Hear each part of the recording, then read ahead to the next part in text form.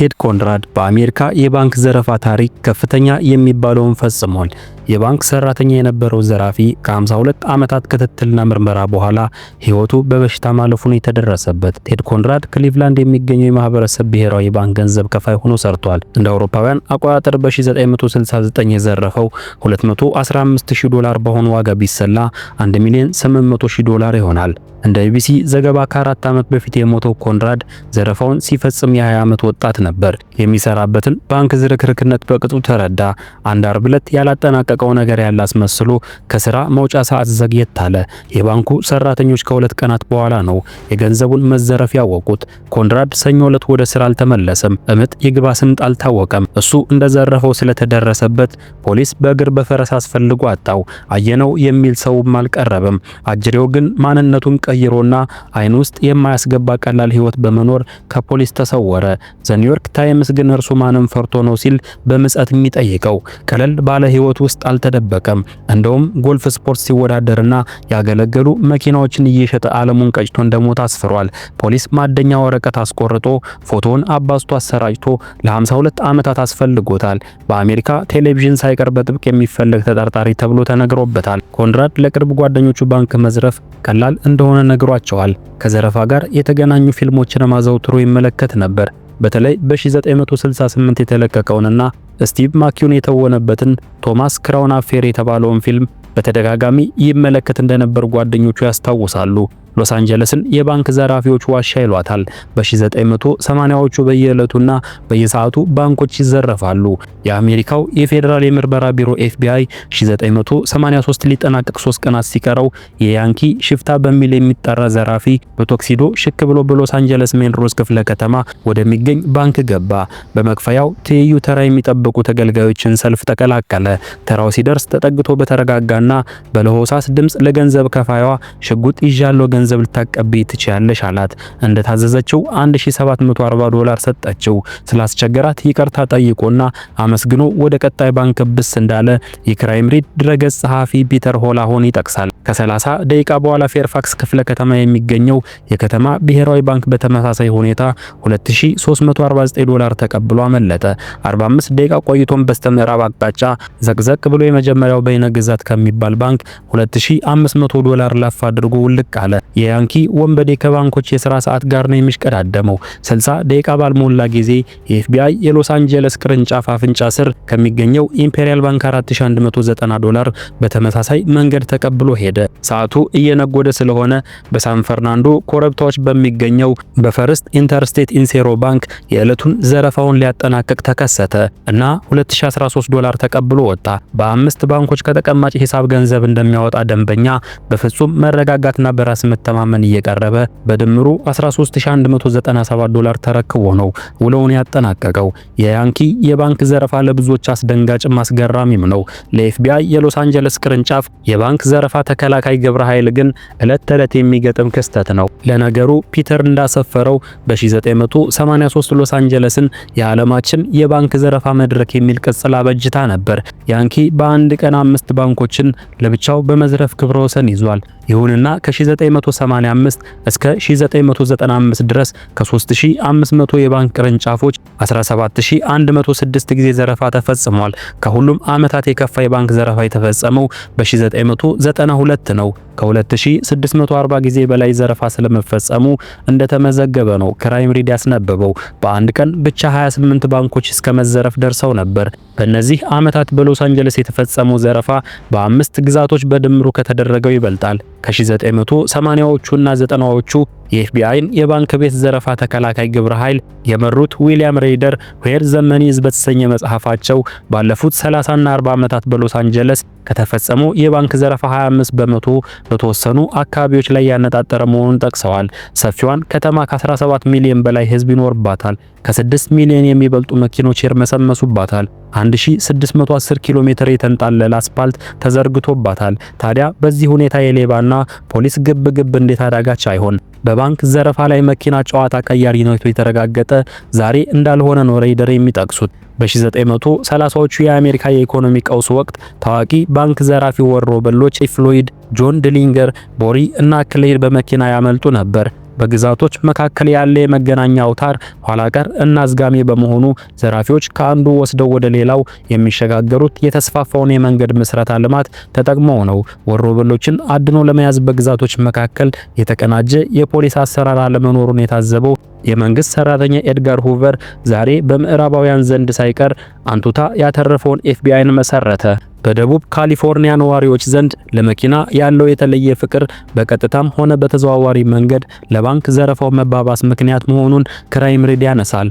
ባንኮች በወፍራም ግንብ በተጠበቀ ጠባቂ እና 2 በር ባለው ባለ ፍርግርግ የታሸገ የገንዘብ መክፈያ መስኮት ሳይሆን የባለ ጸጋ ሳሎን የመሰለ ውብ ስጋጃ የተነጠፈበት እና መቀመጫ ያለው ነው።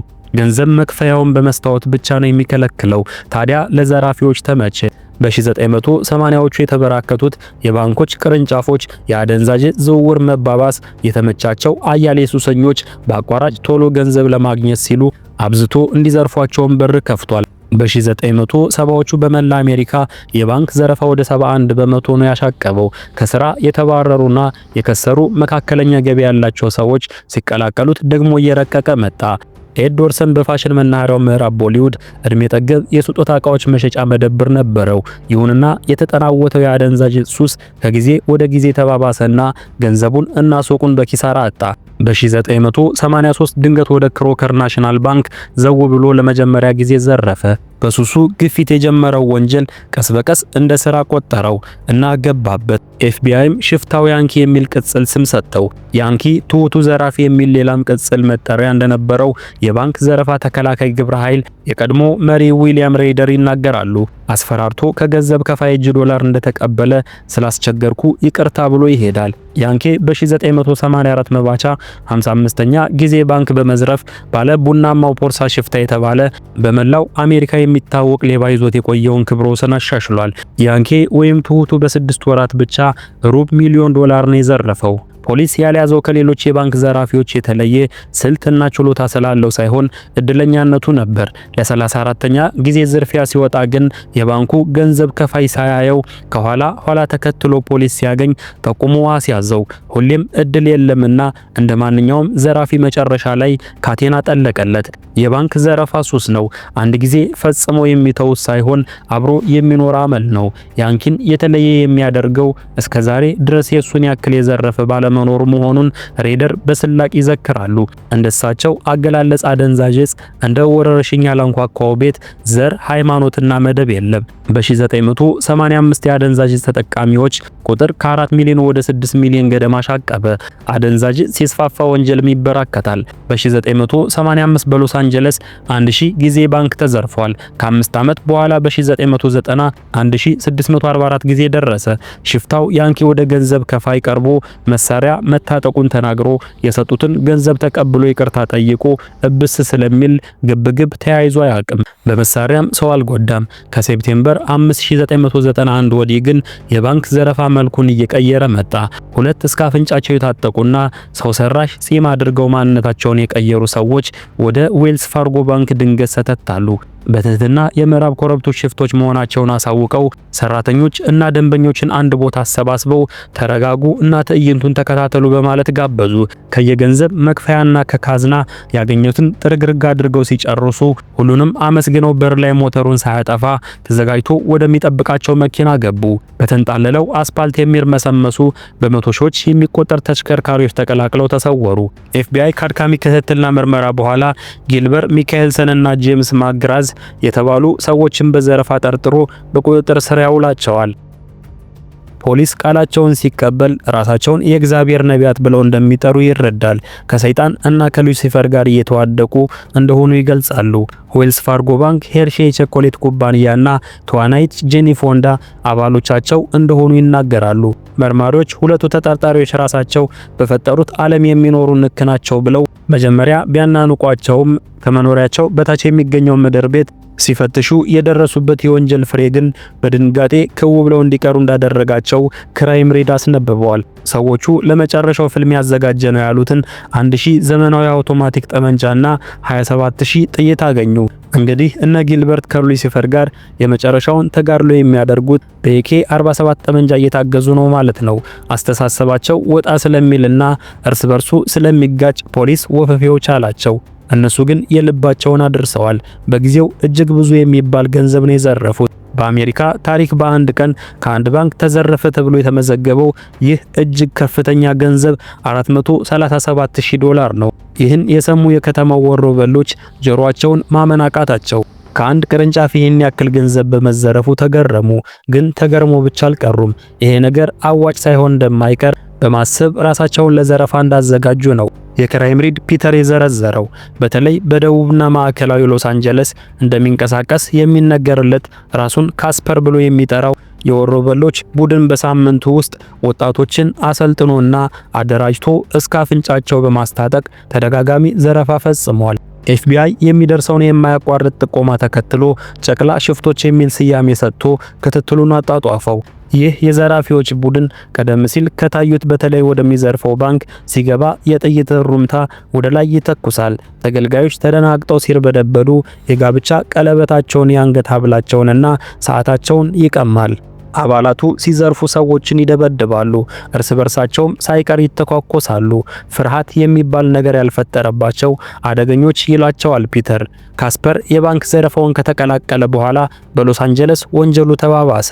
በ3 ወራት ውስጥ 100 ጊዜ ነው የባንኮች ካዝና የተራቆተው። በሎስ አንጀለስ ከ1980 እስከ 1997 የዘለቀው የባንክ ዘረፋ ወረርሽኝ በሁለት አጋጣሚ አዲስ መልክ ያዘ። በግንቦት 1980 በወንጌላዊዎቹ ጆርጅ ዌይል ስሚዝ እና ክሪስ ሃርቨር የሚመሩ 5 እስከ አፍንጫቸው የታጠቁ ወጣቶች ኖርኩ በተባለ አካባቢ የሚገኘውን የሴኩሪቲ ፓሲፊክ ባንክ ለመዝረፍ ያደረጉት ሙከራ ኃይል የቀላቀለ ነበር። ጆርጅም ሆነ ክሪስ የቀደመ የወንጀል መዝገብ ባይኖርባቸው የተሳካ የባንክ ዘረፋ ለመፈጸም እስከ አፍንጫ መታጠቅ ያስፈልጋል በማለት ነው የተነሱ። ከዘረፋው በኋላ የሚያመልጡበትን መኪና በመሳሪያ አስገድደው የተቀበሉትን አሽከርካሪ ያገቱት። ይህ አልበቃ ብሏቸው ትኩረት ለማስቀየስ እንዲረዳ በአንድ የግንባታ ቦታ ያጠመዱት ቦምብ ሳይፈነዳ ቀረ።